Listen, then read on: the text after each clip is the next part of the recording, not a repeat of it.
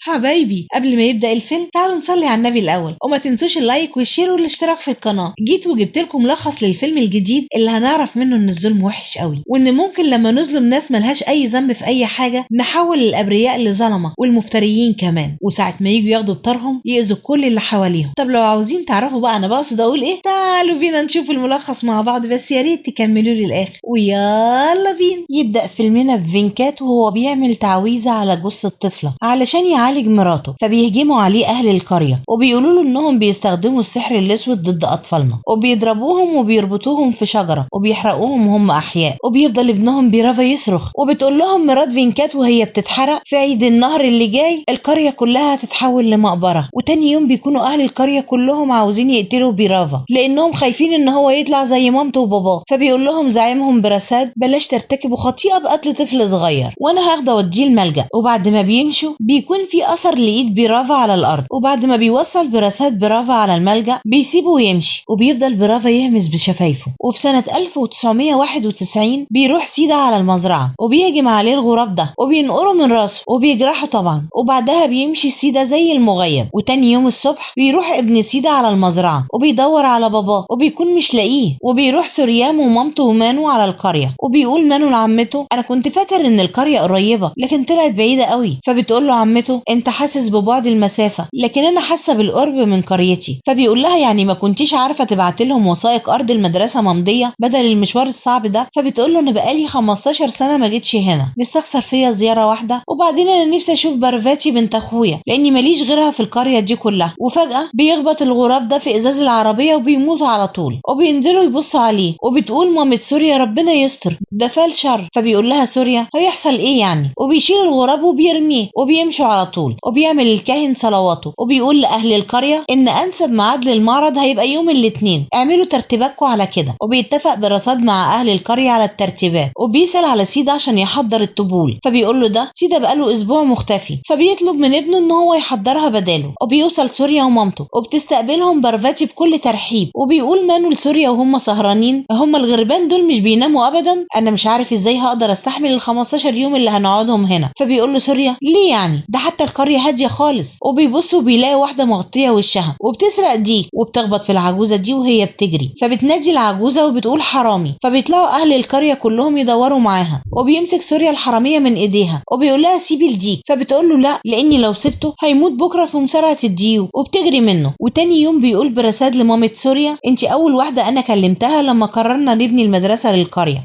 فبتقول له وانا ما كرهتش الخير ابدا. وبيشوف سوريا نانديني ببيت برساد فبيلف لها طرحه على وشها وبيقول لها انت حراميه الديك صح؟ فبتقول له ايوه انا اللي سرقته وطبخته لانه هزم ديكي في المسارعه، وما تحاولش انت كمان انك تلعب معايا بدل ما اخليك تحصله. وبتدخل نانديني وبتاخد حقنه وبتسال مامة سوريا برساد هي مالها، فبيقول لها انها من صغرها وهي بتتعرض لنوبات ولو ما خدتش الحقنه دي كل اسبوع حالتها هتسوء جدا. وبتبص نانديني لسوريا بعد ما بتاخد الحقنه وبتقول له هذبحها، فبيضحك عليها. وبيفوق سيدا بعد مدة في الغابة وبيكون وشه متبهدل جدا وبيجري علشان ياكل التفاحة من جوعه، فبيلاقي سنته اتكسرت فبيروح يبص لنفسه في المية بيتخض من شكله. وبتقابل سودا حبيبها كومار في السر لان باباها مش موافق على جوازهم، وبتكون نانديني واقفه لهم حارس بره منوره يا نانديني. وبيشوفهم سوريا وبيقول لها انت ليه بتعملي كده؟ فبتقول له نانديني انهم بيحبوا بعض وانا بساعدهم. فبيقول لها ما تساعديني انا كمان عشان تكسبي فيا ثواب. وبتخرج من جوه سودا هي وكومار وبيشوفهم براما وهو معدي، فبتخاف سودا وبيقول لها سوريا ما تقلقيش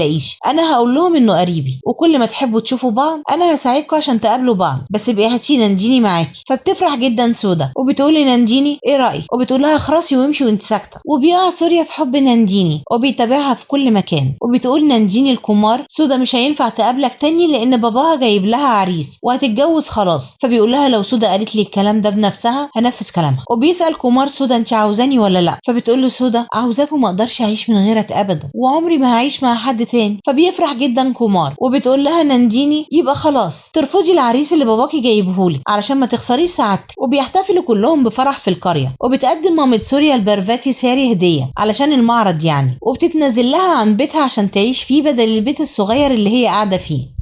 فبتشكرها بارفاتي وبتتضايق جدا نانديني لانهم خلاص ماشيين، وبتطلب بارفاتي من سوريا انه يوصل نانديني، وبيعترف سوريا نانديني بمشاعره ليها وبيطلب انه يتجوزها، فما بتردش عليه نانديني، فبيقول لها انا هستنى ردك لحد اخر لحظه همشي فيها من القريه. وبيجي يوم المعرض وبتحتفل القريه كلها في المعبد، وبيكسر الكاهن جوز الهند فبيلاقيها معفنه من جوه، فبيقول ده فال سيء جدا ربنا يستر.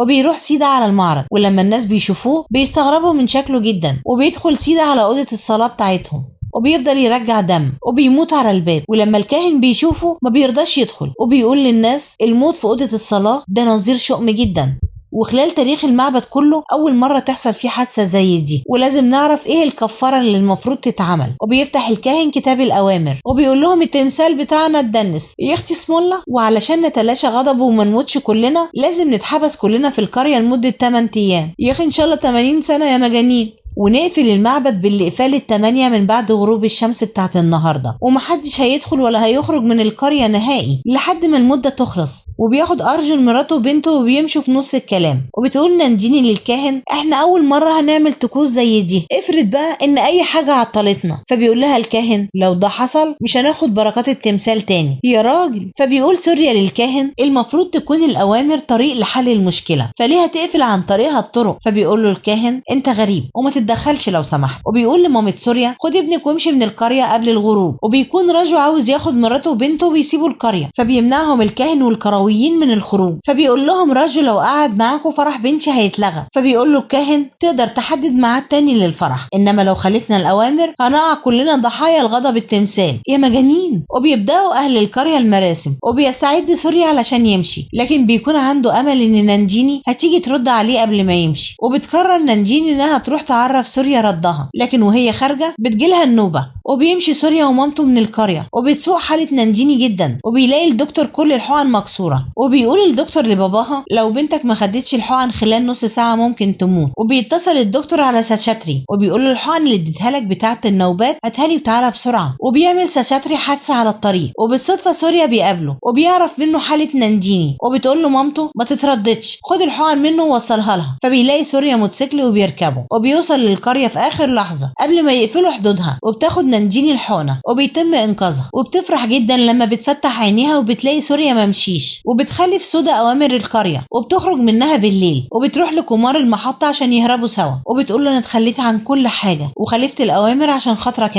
انت هتهتم بيا صح؟ فبيقول لها كمار طبعا. وبيعدي القطر على غفله وبيخبط كمار يموته، وبتتصدم سودا وبترجع على القريه، لكن اول ما بتحط رجليها تاني جوه حدود القريه انوار القريه كلها بتتطفى، واللعنه بتسيب سودا وبتمشي بطريقه لا اراديه لحد ما بتوصل عند عش النحل ده، وبتحط وشها فيه وبتموت. وبيسال سوريا بارفاتي عن نانديني، فبتقوله انها بقت بخير، لكن هي عنيده جدا لانها بتفضل مرضها في القريه على انها تروح المدينه تتعالج، وعلشان كده هي خافت اول ما عرضت عليها فكره الجواز. فبيقول لها سوريا بس كده؟ طب خلاص لو نانديني وافقت عليا انا عندي استعداد ان انا اجيب ماما ونيجي نعيش هنا. فبتفرح جدا بارفاتي وبتقول له يا ريت. وبتروح نانديني لسوريا وبتقول له انت رجعت عشان تنقذ حياتي انا، ولو ما متش النهارده هموت بكره، والسلسله دي ذكرى من ماما خليها معاك وانت هتحس دايما بوجودي جنبك. فبيقول لها سوريا انا حبي ليكي اعمق من الموت، وبيحضنها. وبتسمع بارفاتي صوت وهي قاعده قدام الباب بالليل، فبتاخد الكشاف وبتروح تبص عليه، وبتلاقي العم سينو معاه منجل وبيذبح نفسه قدامها. فبتصرخ بارفاتي وبتدخل في حاله صدمه، وبيتلموا الناس وبيقولوا ان سينو كان مدمن خمور ومستلف فلوس من القريه كلها، واكيد قتل نفسه عشان مش قادر يسدد اللي عليه. وبيدخل سوريا يعاكس نانديني في اوضتها، ولما بتناديله على باباه بيخرج بسرعه، وبتصيب اللعنه بارفاتي وبتحط الابره دي في ودنها تموتها. وبيحزنوا اهل القريه عليها جدا وبيكونوا شاكين في موتها، وبيسالوا الكاهن عن رايه. فبيقول لهم الكاهن ممكن فعلا تكون انتحرت لانها ما بقتش مستحمله الم ودنها، او بقى حد خرق القوانين وخرج من القريه. فبيقولوا القرويين بعفويه ما حدش خرج ابدا. وبيتوتر بابا سودا وبيقول رجل الكاهن سيبك من القوانين وقول لنا هنحرق جثه بارفاتي فين،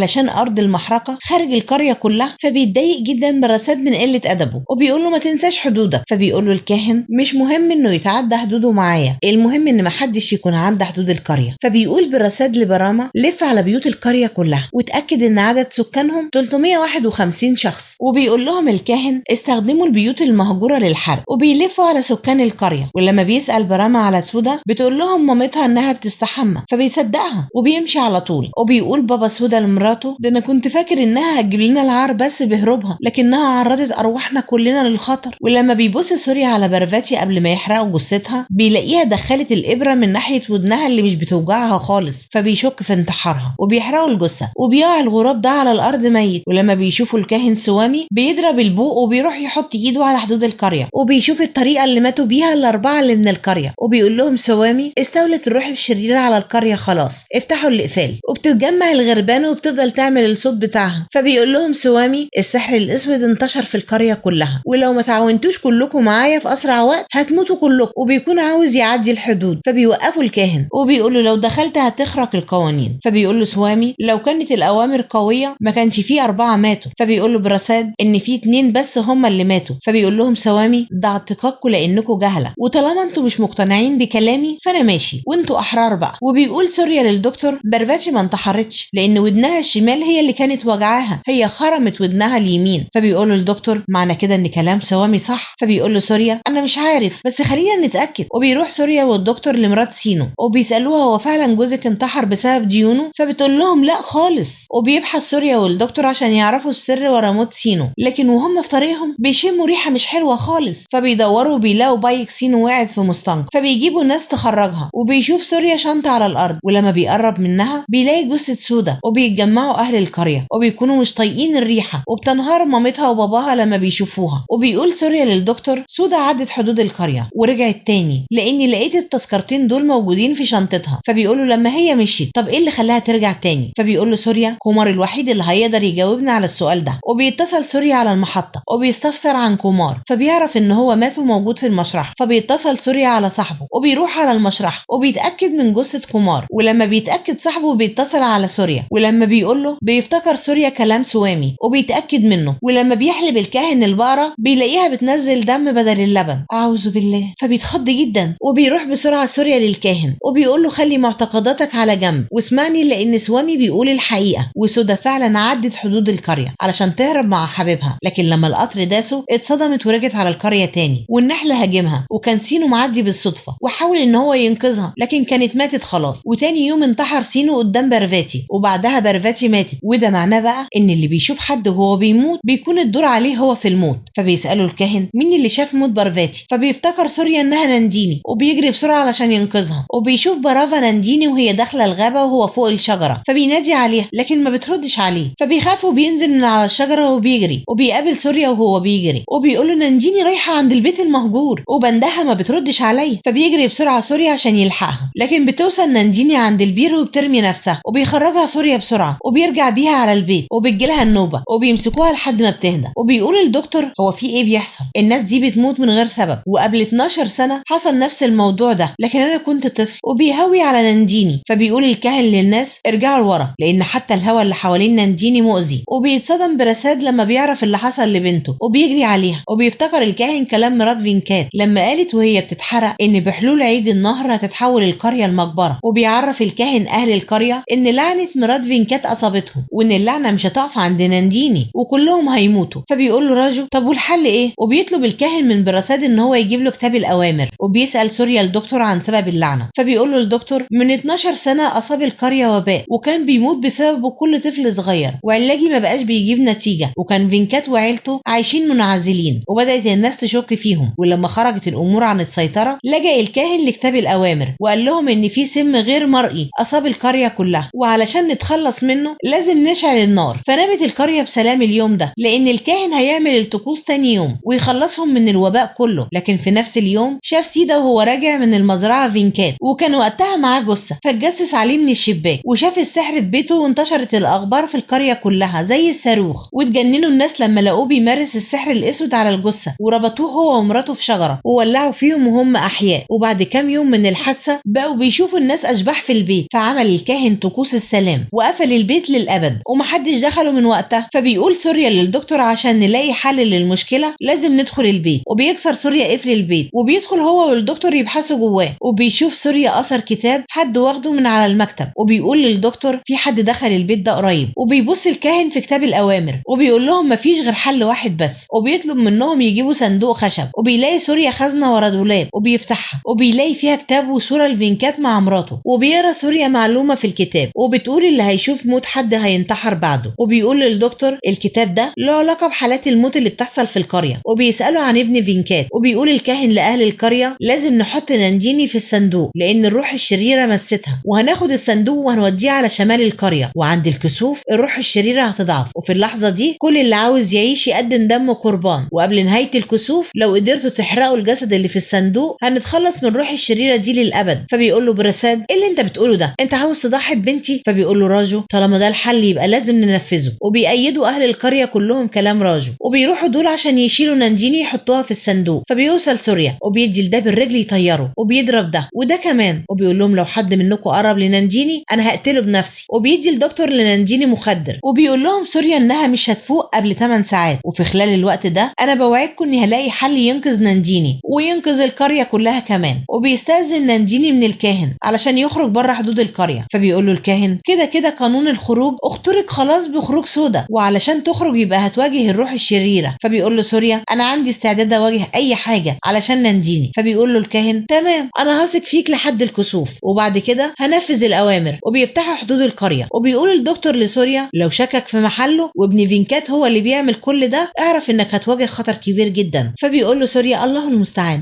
بس خد بالك من نانديني على مرجع. وبيتجمعوا اهل القرية المجاورة وبيقول لهم محدش منكم هيخرج من القرية لان سوامي قال لنا ان قريتكم اتصابت بلعنة، ولو خرجتوا اللعنة هتصيبنا احنا كمان. فبيشغل سوريا العربية وبيمشي بكل سرعته وبيخلي الكل يوسع من الطريق غصب عنه، لكن ساتشا بيطارد سوريا علشان يوقفه، فبيقع على تعبان يقرصه وبيموت. وبيعتقدوا اهل القرية المجاورة ان اللعنة اصابتهم هم كمان. وبيروح سوريا على الملجأ اللي بيرافا كان فيه وبيلاقيه بقى مهجور، فبيقابل الحارس وبيسأله على الايتام اللي كانوا فيه. فبيقول له الحارس انه ما بقاش ملجأ ومفيش حد هنا غير انا والمدير وعيلته بس. فبيدخل سوريا عشان يقابل المدير وبيلاقيه مشلول، واول ما بيسأله عن بيرافا بيحس المدير ان هو مش قادر ياخد نفسه. وبتقول مرات المدير لسوريا ان من 12 سنة جاب لهم زعيم القرية بيرافا على الملجأ وسابه ومشي، وكان الولد مش زي باقي الاطفال وكان دايما عازل نفسه عن الكل وما كانش بيتكلم ولا كلمة غير الصلوات بس، ودايما كان بيرسم وبيقعد لوحده تحت الشجرة وبيفضل يلعب مع الغربان. وشفته مرة في الغابة اللي ورا وهو بيتهز، فرحت سألته فيك حاجة لكن ما ردش عليا ومشي في صمت تام. وفي الوقت ده ما كناش نعرف ايه سبب خوف الاولاد منه. ولما بقى عنده 15 سنة شافته واحدة من العمال وهو رايح بالليل من المعتزل على الغابة، ولما رجع حاول المدير ان هو يضربه بسبب ان هو خرج متأخر جدا، فمسكه بيرافا وقال عليه تعويذة وهرب على طول. ومن ساعتها والمدير بيعاني من الشلل، وعدى 7 سنين على الحادثة دي لكن محدش يعرف هو راح فين. فبيسألهم سوريا العاملة لما شافته كان ماشي من انه اتجاه وامتى كان بيروح ويرجع، فبتقول له في اتجاه الغرب وكان بيروح وبيرجع في وقت اكتمال القمر. فبيروح سوريا في اتجاه الغرب وبيدور عليه وبيوصل على المكان الغريب ده وبيلاقيه كله مشعوذين. فبيسألهم مين فيكم بيرافا ومحدش بيرد عليه، وبيدوس على البتاعة دي فبيكسرها غصب عنه، فبيرمي المشعوذ ده تراب عليه وبيحاول يقول عليه تعويذة لكن بيبص له سوريا بنظرة وبيطير. فبيستغرب المشعوذ وبيقول له ايه ده انت ازاي نظرتك اقوى من التراب، وبيخلي اصحابه يتلموا عليه وبيمسكوه عشان يقتله. فبيوقفوا سوامي وبيقول له ان سوريا مش عدو وان ده لاجئ محتاج لمساعدتنا. وبيقول سوريا لسوامي على المعلومة اللي قراها في الكتاب، فبيقول له سوامي دي تعويذة وحش السحر الاسود وطالما استخدمت يبقى الهدف منها محو القرية كلها. وبياخده على المكان اللي التعويذة اتعملت فيه وبيقول له سوريا انا شفت نفس الرمز ده في الكتاب واكيد بيرافا موجود هنا. وبيلاقي سوريا كتاب وبيقول لسوامي ان هو شبه كتاب الاوامر بتاع القرية، فبياخده سوامي وبيحط ايده عليه وبيقول له ده كتاب الاوامر الاصلي. وبتفوق نانديني في اللحظة دي والكل بيتخض منها وبترجع تنام تاني. وبيقول سوريا لسوامي معنى كده ان بيرافا صنع نسخة مزورة منه علشان القرويين يأمنوا بيه ويدمرهم بسهولة، وبيكونوا القرويين عايزين يحرقوا نانديني علشان ينقذوا ارواحهم. فبيوقفهم راجو وبيقول لهم انا واثق ان سوريا هينفذ اللي قال عليه، خلينا نستناه. وبيقول سوامي لسوريا لو ما لقيناش بيرافا مش هنقدر نوقف الكارثة اللي هتحصل. فبيشوف سوريا شنطة متعلقة فبيفتش فيها وبيلاقي بسبور فيه صورة كومار، وهنا بتكون المفاجأة ان كومار هو نفسه بيرافا. وبيقول سوريا لسوامي ان بيرافا هو كومار اول ضحية ماتت في الاول خالص. فبيعمل سوامي تعويذة وبيقول لسوريا كومار اتظاهر بحب سودا وقتل نفسه قدامها عشان روحه تسكنها ويقدر يدخل القرية تاني ويكسر قوة الاقفال ال8. ومن وقتها وروح بيرافا ساكنة في القرية وبقت بتتنقل من واحد لواحد بمجرد نظرة العين وبيجبرهم على قتل نفسهم. فبيقول له سوريا معنى كده ان حرق نانديني حية مش هو ده الحل وان ده جزء من خطته بقى علشان يقتل كل القرويين. فبيقول له سوامي ومش كده وبس، ده في شخص الروح بتستعمله لمساعدتها في القرية ولو ما عرفناهوش بسرعة وقتلناه قبل ما يقتل نفسه مش هنقدر نوقف حاجة. وبيقول الكاهن للقرويين الخسوف قرب ينتهي ولازم ننفذ الأوامر. فبياخدوا نانديني يحطوها في الصندوق عشان يحرقوها ومش بيقدر بالرصاد يوقفهم. وبيهجموا أهل القرية المجاورة على سوريا عشان يمنعوه من دخول القرية مرة تانية. فبيقول سوريا لسوامي أنا هتصدى لهم وأنت روح انقذ نانديني والقرية بسرعة. وبيقدموا الناس دمهم قربان وبيمسك الكاهن النار عشان يحرق الصندوق. لكن فجأة بيفتح سوامي المعبد وبيرن الأجراز وبيرمي سوريا النار على عربيته ويفجرها علشان يبعد أهل القرية المجاورة ويقدر يدخل القرية. وهم فعلا بيخافوا وبيبعدوا عن الحدود. وبيروح سوريا للكاهن وبيقوله إن كتاب الأوامر اللي معاك مزور والأصل أهو. فبيقع الكتاب من إيد الكاهن وشكله بيتحول هو وكل أهل القرية. وبيقول سوامي لسوريا كلهم قدموا دمهم قربان وده خلاهم تحت رحمة الروح الشريرة. وبيهدف سوريا الربح جوه دايرة الصندوق فبينصهر خالص. فبيقول له سوامي اوعى تقرب ده جحيم مشتعل وخطوة واحدة بس جواه هتتحول لرماد وانت الوحيد اللي هتقدر تكشف الروح لان انت اللي فسرت اللعنة. فبيبص سوريا على الناس الموجودة وما بيلاقيش برصاد وسطهم. فبيروح يدور عليه في البيت وبينتهي الخسوف وبيلاقي سوريا مخبأ سري في بيت برصاد. ولما بيفتحوا الصندوق بينفجر وبتخرج نانديني منه. وبيحاول سوامي ان هو يسيطر على الروح الشريرة اللي سكناها وبيدخل سوريا جوه المخبأ وبيلاقي الحاجات اللي بتستخدم في السحر وبيلاقي صورة. ولما بيمسح التراب اللي عليها بيتفاجئ ان في فرد رابع من عيلة فينكات وبتقاوم الروح الشريرة سوامي وبتحاول تسيطر عليه. وبيلاقي سوريا برصاده وبيسأله مين الشخص الرابع اللي في عيلة فينكات. وهنا بقى بيفجر المفاجأة التانية لما بيقولوا انها تبقى نانديني. وانا لما لقيتها في بيت فينكات خبيت حقيقتها عن اهل القرية عشان ما يقتلوهاش وربيتها على انها بنتي ارجوك انقذها. فبيقول له سوريا مش نانديني اللي عاوزة تتنقذ من اهل القرية، دول اهل القرية هم اللي عاوزين يتنقذوا منها. وبتهزم نانديني سوامي. وبيقول سوريا البرصاد انتشر الموت في القرية كلها بسبب الولد اللي اخدوه على الملجأ واللي بدلت كتاب الاوامر هي نانديني اللي انت ربيتها على انها بنتك. وبتعمل نانديني تعويذة بتحرق بيها الغراب ده وبتخليه يولع في الشجرة دي علشان تحرق الناس فيها زي ما حرقوا باباها ومامتها بالظبط. وبيحاول سوريا ان هو يوقفها وبيقولها اللي انت بتعمليه ده غلط وهم لما حرقوا اهلك حرقوهم علشان ينقذوا نفسهم لكن باباكي هو اللي كان غلطان. فبتقوله نانديني انت ما تعرفش حاجة عن بابا عشان تتكلم عنه. وبترجع نانديني بالاحداث وبتحكي وبتقول انا ماما كانت مشلولة وبابا كان بيراعيها وبيراعينا كلنا ولما الاطباء عجزوا عن علاجها جرب بابا جميع الوصفات الطبيعية علشان يقدر ان هو يشفيها لكن ما كانش فيه اي حاجة جايبة معاها نتيجة. فدرس علوم السحر وصنع سلسلة تحميها من الارواح الشريرة وراح علشان يجيب جثة من المشرحة لكن ملقاش غير جثة طفل صغير. وقال لماما ان بعد الموت بتفضل الاعضاء شغالة لعدة ساعات ولو قدرنا ندخل روحك جوه الجسد ده هيحيى بروحك انتي. وبيبدأ يعمل التعويذة ولما بيشوفوهم اهل القرية بيعتقد انهم بيستعملوا الجثث عشان السحر الاسود وبيحرقوهم احياء. وانا دخلت في نوبة ولما فقت الصبح لقيتهم اتحولوا الرماد تحت الشجرة وخدت سلسلة ماما وفضلت 8 ايام في البيت اتلوى من الجوع لحد ما لقاني بالرصاد وخدني ونشأت بين اهل القرية اللي قتلوا اهلي وما شفتش في عيونهم ذرة ندم واحدة بس. ولما رحت اجيب بعض الذكريات من البيت قابلت اخويا هناك وتعاهدنا سوا ان احنا نقضي على اهل القرية كلهم وتعلمنا السحر الاسود. واول حاجة عملناها غيرنا كتاب الاوامر اللي القرية بتؤمن بيه. فبيقول لها سوريا تجربة باباكي كانت بهدف لانقاذ الحياة ولو انت نفسك ما فهمتيش كده طب القرية هتفهم كده ازاي؟ وسودا وبرفاتي كان ايه ذنبهم عشان يتقتلوا؟ فبتقول له القرية كلها لازم تموت لانهم اصلا ما تابوش